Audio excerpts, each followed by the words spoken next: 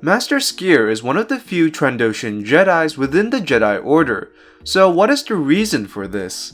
Why were Trandoshan Jedis so rare? Is it because the Jedi Order doesn't like lizard-looking species? Well, in this video, we will uncover the reasons and more, so if you like this kind of videos and anything related to Star Wars, consider subscribing to the channel. To understand why Trandoshan Jedis were so rare, it is important to understand Trandoshan culture and society.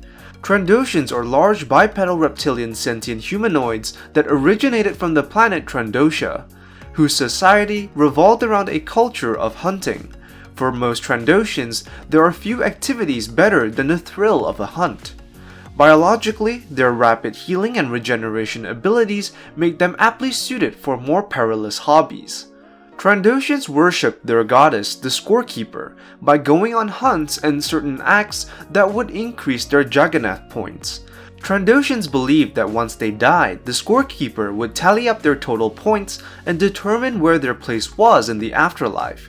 For non-Trandoshans, these acts would have appeared to be excessively aggressive, which has led many Trandoshans to take on careers such as bounty hunters, mercenaries, or slavers. A notable example that we know of is Bossk, who was a famed bounty hunter during the era of the Clone Wars and the era of the Empire.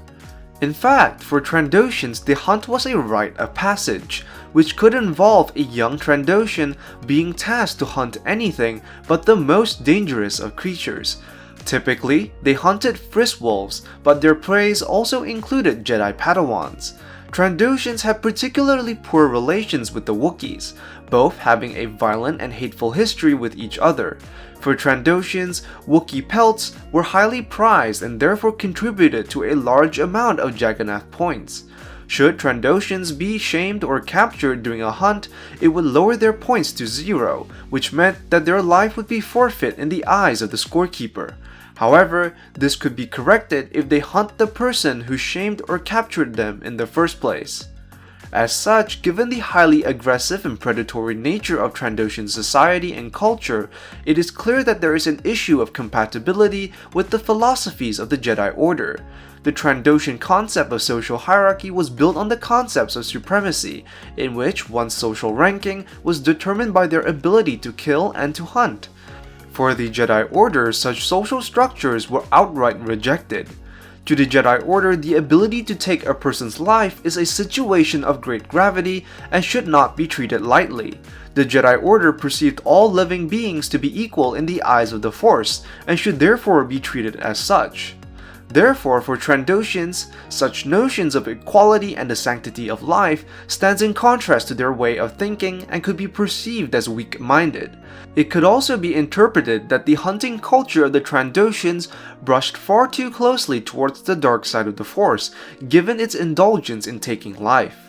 Therefore, if Trandoshans were to attempt to become a Jedi, their own personal worldview would be affronted by the teachings of the Jedi Order, and for a Trandoshan to become a Jedi, it would take considerable amount of effort to purge almost all sense of their own historical and cultural identity in order to embrace the mantra of the Jedi Order.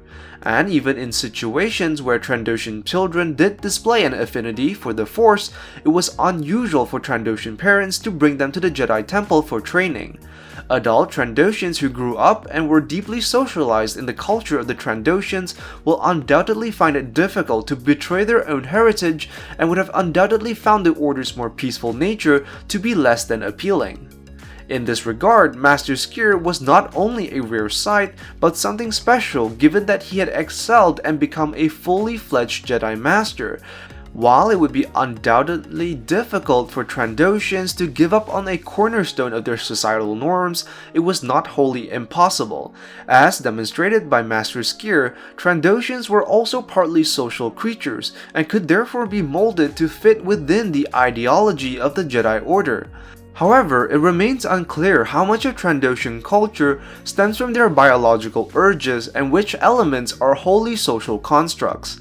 Given their biological predisposition to hunting, there is indeed an argument to be made that many elements of Trandoshan society stem from their inert nature.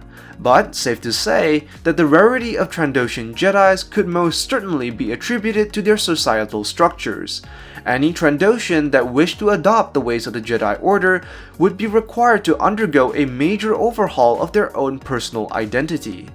So that is why Trandoshan Jedis are so rare and why it makes Master Sskeer so special.